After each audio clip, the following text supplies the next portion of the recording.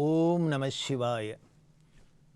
வாக்குண்டாம் நல்ல மனமுண்டாம் மாமலராள் நோக்குண்டாம் மேனி நுடங்காது பூக்கொண்டு துப்பார் திருமேனி தும்பிக்கையான் பாதம் தப்பாமல் ஷார்வார் தமக்கு. அரண்நாமம் 1000 சிவபெருமான் எப்படி சிங்கமாக இருந்து அவரோட குணத்தினால அவரோட அருள்னாலெல்லாம் இருக்கார் அப்படிங்கிறத பார்த்தோம். பொதுவாகவே நமக்கு சிங்கம் அப்படின்னா திருமால் நரசிங்கமாக வந்தது தான் தெரியும். ஆனால் அந்த நரசிங்கமாக வந்த திருமாலும் இந்த சிவபெருமானை வழிபட்டு இவர் சிம்மபுரீஸ்வராக இருக்கார் அப்படின்னு பார்த்தோம். அடுத்த 682வது திருநாமத்தில் ஓம் பிரபாவாத்மனே நமஹா அப்படின்னு இருக்கு. இதோட பொருள் என்ன அப்படின்னா ரொம்ப அருமையான பொருள். சத்தியத்திற்கு சத்தியமானவர் அப்படின்னா உண்மைக்கு உண்மையானவர் அப்படின்னு அர்த்தம். ஏன்னா உண்மையினாலே போராதா, சத்தியம்னாலே போராதா, அப்புறம் அந்த சத்தியத்துக்கும் ஒரு சத்தியமா, உண்மைக்கும் ஒரு உண்மையா அப்படின்னா வேறு ஒன்றும் இல்லை. உலகத்தில் எத்தனையோ பொருள் இருக்குது. இத்தனையும் உலகமே இருக்கிறதா இருக்கட்டும், நாமளாக இருக்கட்டும், எத்தனையோ பொருள்கள், இது எல்லாம் நமக்கு இந்த பொருள்லாம் கண்ணுக்கு தெரிகிற வரைக்கும் சத்தியமாகவே தான் நமக்கு இருக்குது. வேதாந்த ரீதியாக பார்த்தா, சித்தாந்த ரீதியாலும் பார்த்தா, இது அத்தனையும் உலகத்தை நம்மளால் இது பொய் வெறும் காட்சி தான் அப்படின்னு நம்மளால் ஒதுக்க முடியறதோ? ஒதுக்க முடியல. காரணம் என்ன அப்படின்னா இதை வச்சுன்னு தானே இத்தனை விவகாரம் பண்ணுறோம். அதனால தான் ஆதிசங்கரேஸ்வரத்தை இது விவகார சத்தியம் அப்படின்னு சொன்னார். இது தற்காலிக சத்தியம், இப்போ சத்தியாக இருக்கிறாப்புல இருக்குது. அப்போ பார்த்தா நமக்கு உண்மையாகவே தான் தெரியறது, சத்தியமாகவே தான் தெரியறது. ஆனால் இதே இப்போ உண்மையாக தெரிஞ்சு சத்தியமாக இருந்தது, கண்ணெதிர்க்க ஸ்தூலமாக இருந்தது, ஏதோ ஒரு காலத்தில் பார்த்தா கண்ணுக்கு தெரியாத பொய்யா ஆயிடுறது. அது இருந்த இடம் கூட தெரியல. எத்தனையோ பார்க்குறோமே, எத்தனையோ மேதைகளாக இருக்கட்டும், எத்தனையோ பெரிய வித்வான்களாக இருக்கட்டும், எத்தனையோ பொருள்களாக இருக்கட்டும், உலக அதிசயங்களாக இருக்கட்டும், எல்லாமே ஒரு காலத்தில் ஆஹா ஓகுன்னு இருந்ததெல்லாம் அப்புறம் காலப்போக்கில் அந்த கால பிரவாகம் அப்படின்னு சொல்லக்கூடியதில் அடிக்கப்படுறதுல எங்கே இருக்குது இருந்துதான்னு செவடு கூட தெரியாது போய்டுறது இல்லையா? அதனால் இப்போ உலகத்தில் இத்தனை பார்க்குறது நம்ம கண்ணுக்கு மெய்ப்பொருள் மாதிரி தெரிஞ்சாலும், சத்தியம் மாதிரி தெரிஞ்சாலும் இல்லை, இதுக்கு மேலே ஒரு சத்தியம் இருக்குது. என்னன்னா அதுதான் பரம்பொருளான பரமாத்மாங்கிற கடவுள். அதனால தான் அதுக்கு பேர் பரம்பொருள், மெய்ப்பொருள் அப்படின்னு சொல்லிட்டு. அப்போ அதை மெய்ப்பொருள்னு சொன்னதுனாலே இதெல்லாம் பொய்ப்பொருள் தான். இப்போ இருக்கிற வரைக்கும் இருக்குது, ஆனால் என்றைக்கு காலவாரம் என்றைக்கு கையை விட்டு போகும் தெரியாது. அதனால தான் உண்மைக்கு உண்மையான பொருள், சத்தியத்திற்கு சத்தியமான பொருள் அப்படிங்கிற ஒரு பெரிய ஒரு தத்துவத்தை சொல்கிறாப்புல பிரபாவாத்மனே அப்படிங்கிற திருநாமம் சொல்கிறது. அடுத்த 683வது திருநாமம் ஓம் ஜகத்காலஸ்தாலாய நமஹா அப்படின்னு இருக்கு. இதோட பொருள் என்ன அப்படின்னா பயங்கரமான பொருள். உலகத்தை விழுங்குற யமனையே தனக்கு உணவு உண்ற பாத்திரமாக உடையவர் அப்படின்னு அர்த்தம். உலகத்தை அத்தனையும் யார் விழுங்குறா அழிக்கிறான்னர்? யமன் யமன் யமன்னு சொல்கிறோம். அந்த யமன் யாரோட கையில் இருக்கிற வட்டிலாம்? சிவபெருமானோட கையில் இருக்கிற வட்டில். அப்படின்னா என்ன அர்த்தம் அப்படின்னா வேறு ஒன்றும் இல்லை. யமன் உலகத்தை அழிக்கிறான்னு சொல்லணும் இல்லையா? யமன் மூலமாக எல்லாத்தையும் காலம் வரும்போது லயம் பண்ணக்கூடியவர், அழிக்கக்கூடியவர் யார்? சிவபெருமான். காலருத்ரன் அப்படின்னு சொல்கிறோம் இல்லையா? அப்படி காலருத்ரனாக இருந்து அப்போ தானே பெரிய மகாபிரளயம், முன்னாலேயே பார்த்துமே மகாபிரளயம்லாம் எப்படி இருக்கும் அப்படின்னு. அப்படி இவர் எல்லாத்தையும் விழுங்குறவராக இருக்கார்.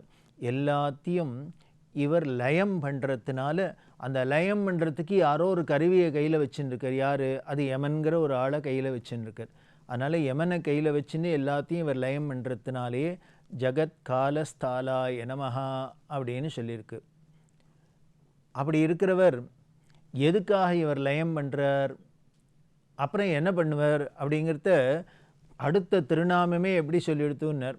இந்த 683ல் உலகத்தையே விழுங்குற யமனை தனக்கு கைப்பை பாத்திரமாக வச்சுன்னுக்கன்னு சொல்லிட்டு அடுத்த 684வது திருநாமம் என்ன சொல்கிறதுன்னார். ஓம் லோகஹிதாய நமஹ அப்படின்னு சொல்லியிருக்கு. ரொம்ப விசித்திரமான 2 நாமமும் பக்கத்தில். இதோட பொருள் என்ன அப்படின்னா, உலகத்திற்கு நன்மை புரிபவர் அப்படின்னு அர்த்தம். முன்னால் உலகத்தை யமனை வச்சுன்னு விழுங்குறவர்னு சொல்லித்து, அடுத்த திருநாமத்திலே உலகத்துக்கு நன்மை புரியறவர் அப்படின்னா, இப்போ என்ன உலகத்தை விழுங்குறதெல்லாம் நன்மையா அப்படின்னா, ஆமாம். எந்த ஒரு காரியத்துக்கும் ஒரு முடிவுன்னு ஒன்று இருந்தால்தான் அடுத்தது தொடக்கம்னு ஒன்று ஆரம்பிக்கும். அப்போ முடிவே இல்லாத ஒரு விஷயம் போயிட்டு இருந்ததுன்னா அடுத்தது புதுசாக ஒன்று தொடங்கவே முடியாது.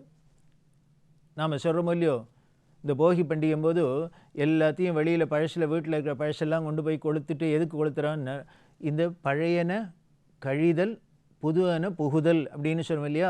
இந்த பழசெல்லாம் போனால் தான் புதுசு உள்ளே வர முடியும். இருக்கிற வந்தது இப்போ ஒன்று நினச்சி பாருங்களேன். இப்போ உலகத்தில் சிருஷ்டி பண்ணப்பட்டது எல்லாம் ஆரம்பத்துலேருந்து பிறந்தவாள்லாம் இன்னும் அப்படியே இருந்துட்டுருக்கா அப்படின்னா எங்கேயானு சரியாக வருமோ? வீட்டில் இடம் இருக்குமோ? முதல்ல ஏதோ முன்னால் இருந்த தாத்தாக்கள்லாம் பாட்டிகள்லாம் போனதுனால நமக்கு இடம் இருக்குது. எல்லோரும் சேர்ந்து உள்ளேயே போகாதையே எல்லோரும் ஒரே இடத்துலையே உட்காந்துருக்கோம் அப்படின்னா நல்லா இருக்குமா? கட்டுப்படி ஆகுமா? முடியாது. அதனால் ஒரு குறிப்பிட்ட சமயத்துக்கு மேலே காலத்துக்கு மேலே அதோட பயன் முடிஞ்சதுன்னா அதை லயம் பண்ணத்தான் வேண்டியிருக்கு. அப்படி பண்ணுறதுனாலே அடுத்தது ஆரம்பிக்கிறதுக்கு நமக்கு வாய்ப்பு ஏற்படுறது.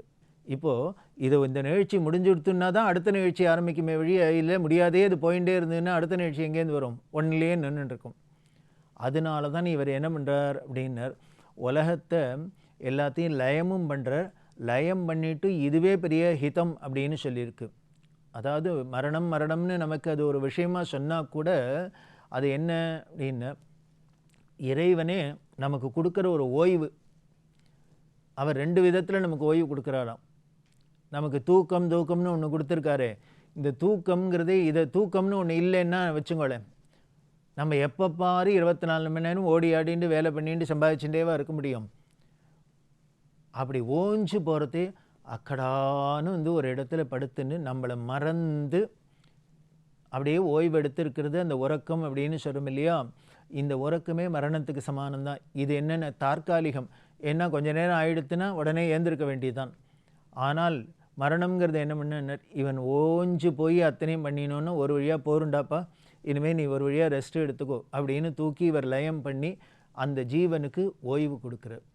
இவன் உயிரோடு இருக்கிறதையும் தூக்கங்கிற ஒரு நிலையை கொடுத்து இவனுக்கு ஓய்வு கொடுக்குறார். அப்படி இவன் தூங்கி ஏந்தினத்துக்கு அப்புறம் தான் அபரிமிதமான சக்தியோட ரீசார்ஜ் ஆனாப்பில் இன்னும் பல காரியங்களை செய்ய முடியாது. அதைப்போல் இவன் இந்த ஜென்மாவில் இந்த பிறவியை முடித்து அடுத்த பிறவியில் என்னென்னலாம் சாதனை பண்ண போகிறார் யாருக்கும் தெரியாது. அதனால் இவர் மரணத்தை கொடுக்கறதும் சரி, லயமாக்குறதும் சரி, உடனே அதுவே பெரிய உலகத்துக்கு பெரிய நன்மையாக இருக்குது. அதுக்கு மேலே என்னென்ன இவர் இப்படி பண்ணுறதுனாலே அடுத்தது புதுசெல்லாம் வரத்துக்கும் காரணமாக இருக்குது அப்படின்னு. அப்படி இருக்கிறதுனாலேயே இவரோட இந்த பெருமைக்கு ஏத்தாப்பில் ஒரு திருத்தலத்தில் பேர் என்ன அப்படின்னா, கடலூர் மாவட்டத்தில் பெண்ணாடம் அப்படின்னு சொல்கிறோம் இல்லையா, அந்த பெண்ணாகடம் அப்படின்னு பேர். அது திருத்தூங்கானை மாடம் அப்படின்னு தேவாரத்தில் வருது. அப்பர் சுவாமிகளும் சுந்தரரும் பாடின திருத்தலம். அந்த ஊரில் இருக்கிற பெண்ணாடத்தில் இருக்கிற சுவாமிக்கு பேர் பிரளயகாலேஸ்வரர் அப்படின்னு பேர். இன்னொரு தேவாரத்தில் அவருக்கு பேர் சுடற்கொழுந்தீஸ்வரர் அப்படின்னு பேர். அம்பாளுக்கு பேர் ஆமோத நாயகி அப்படின்னு பேர். பிரளயகாலேஸ்வரர் அப்படின்னு இவர் என்ன பண்ணுறார், இந்த பிரளய காலத்தில் எல்லாத்தையும் லயம் பண்ணிக்கிறார். அதுக்கு ஏத்தாப்பில் இவர் திருப்பி சிருஷ்டியும் பண்ணிக்கிறார். இப்படி ரெண்டும் பண்ணுறதுனாலேயே இவருக்கு பிரளய காலேஸ்வரர் அப்படின்னு பேர். பெண்ணாடகம் அப்படின்னு ஏன் பேர் வந்தது அப்படின்னா, பெண் ஆ கடம் அப்படிங்கிறது பிரிக்கணும். பெண்கள் ஆன்னாக்க மாடு, கடம் அப்படின்னாக்க யானை. இது 3ம் பூஜை பண்ணினது. எப்படி அப்படின்னா, இந்திரன் என்ன பண்ணால் சிவபூஜைக்கு பூ வேணும்ட்டு தேவலோகத்தில் இருந்த 2 கன்னிகரை கீழே போய் பூ பறிச்சுன்னு அவள் இந்த இடத்துல பெரிய வனமாக இருந்தது. அந்த வனத்தில் இருக்கிற பூவை பறிக்கிறதுக்கு வந்தால் அங்கே சுயம்புவாக ஒரு சிவலிங்கத்தை பார்த்தோன்னே இவளுக்கு சிவபக்தி வந்துடுத்து. பறித்த பூவை அந்த சாமிக்கு பூஜை பண்ண ஆரம்பிச்சுட்டா. ரொம்ப நேரம் ஆச்சு பூ கொண்டு வரலேன்ட்டு உடனே என்ன பண்ணான் இந்திரன் காமதேனு அனுப்பிச்சான். நீ போய் பார்த்துன்னு அவளை அழிச்சுன்னுவான்னு. உடனே காமதேனு வந்தது. வந்தால் இந்த சுயம்பு மூர்த்தியை பார்த்தோன்னே பிரளயகாலேஸ்வரர் பார்த்தோன்னா அதுக்கு பக்தி வந்துடுத்து. உடனே பாலை பொழிஞ்சு அபிஷேகம் பண்ண ஆரம்பிச்சுடுத்து. பார்த்தான் போன பெண்களும் வரல, அனுச்ச காமதேனும் வரல. உடனே தன்னோட ஐராவதங்கிற யானை அனுப்பிச்சான். நீ போய் அவளெல்லாம் பார்த்து கூப்பிட்டுவான்னு. அந்த ஐராவதம் வந்தது. அதுக்கும் இவரை பார்த்தோன்னே பிரளயகாலேஸ்வரர் பார்த்தோன்னே பக்தி வந்துடுத்து. அதுவும் பூஜை பண்ண ஆரம்பிச்சிருத்து. அவருக்கு நிழல் கொடுக்க ஆரம்பிச்சிருத்து. இப்படி அனுச்ச 3 வரலேன்னு இந்திரனே கடைசியில் இறங்கி கீழே வந்தால் இப்போ இந்திரனுக்கு இவரை பார்த்தோன்னே இந்த சுயம்புவை பார்த்தோன்னே பக்தி வந்துடுத்து. இவரும் பூஜை பண்ண ஆரம்பிச்சிட்டா. இப்படி பெண் ஆன்னு சொல்லக்கூடிய காமதேனும் அந்த யானை இது எல்லாம் பூஜை பண்ணினத்தினாலே பெண்ணாகடம் பெண்ணாகடந்து பெண்ணாடம் அப்படின்னு இருக்கு. இதில் திருத்தூங்கானை மாடம் அப்படின்னு தேவாரத்தில் வருது அப்படின்னு சொன்னேன். இப்படி இருக்கக்கூடிய அவர் என்ன பண்ணுறார் அப்படின்னா, அப்பர் சுவாமிகள் அந்த ஊருக்கு வர வந்து சிவபெருமான்கிட்ட கேட்குற, எனக்கு இந்த யமனோட கையிலேருந்து மாட்டிக்கிறதுக்கு முன்னால் நீ என்ன பண்ணும் அப்படின்னா, உன்னோட பக்தன்கிறதுக்கு அடையாளமாக எனக்கு ரிஷபத்தையும் சூலமுத்திரையும் பதிச்சு வைக்கணும் அப்படின்னு பொன்னார் திருவடிக்கு ஒன்றுண்டு விண்ணப்பம் போற்றி செய்யும் என்னாவி காப்பதற்கு இச்சை உண்டேல் இரு கடற்கல் மின்னாரும் மூவிலை சூலம் மேற் பொறி மேவு கொண்டல் துண்ணார் கடந்தையுள் தூங்கானை மாட சுடற்கொழுந்தே அப்படின்னு சொல்கிற. அதாவது யமன்டேந்து என்னை காப்பாற்றுறதுக்கு உனக்கு ஆசை இருந்ததுன்னா என்ன பண்ணுனார், யமன் வந்து என் மேலே கை வைக்கிறதுக்கு முன்னால் நீ வந்து உன்னோட ரிஷபத்தையும் சூலமுத்திரையும் எனக்கு உடம்பில் பதிச்சு வை அப்படின்னு சொல்ல சிவபெருமான் வந்து பண்ணுறவருக்கு. அப்படி பண்ணினத்தினாலேயே திருத்தூங்கானை மாடம் அப்படிங்கிற இந்த இடத்துல ஒரு திருத்தலமாக இருக்குது. அப்படி பிரளய காலத்துலேயும் அது ஏன் அப்படின்னா, பிரளயத்தில் எல்லாத்தையும் லயமாயிடுறதுன்னு சொன்னோம் இல்லையா, அப்படி லயமானாலும் முழுகாத இந்த இடம் இருந்துதான். அப்போ உடனே தேவர்கள்லாம் வந்து சொல்கிறா சிவபெருமான்கிட்ட, இந்த இடம் மட்டும் முழுகாத பிரளயத்தில் அடிச்சுன்னு போகாத இருக்குது, அதனால அடுத்த சிருஷ்டிக்கு வேணுங்கிற ஜீவர்கள்லாம் இருக்கணுமே, அந்த ஜீவர்கள்லாம் இந்த இடத்துல பாதுகாப்பாக வைக்கணும் அப்படின்லாம் சொன்னதுனால இப்படி இல்லாமல் அதுக்கு பெரிய பெருமை உண்டு இந்த பெண்ணாகடத்துக்கு. இது எதுக்காக அப்படின்னா, இவரே தான் லயம் பண்ணுறார், இவரே தான் அதை அருளாவும் பண்ணி திருப்பி எல்லாம் திரும்பி சிருஷ்டி பண்ணுறதுக்கும் காரணமாக இருக்கிற அப்படின்னு.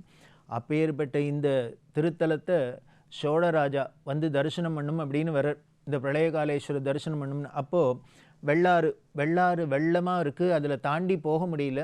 அதனால் இக்கரையிலேருந்து சோழராஜா சிவபெருமான்கிட்ட கேட்குற, உன்னை ஆசையாக நான் பார்க்கணும்னு வந்தேன், ஆனால் பார்க்க முடியலையே அப்படின்னு.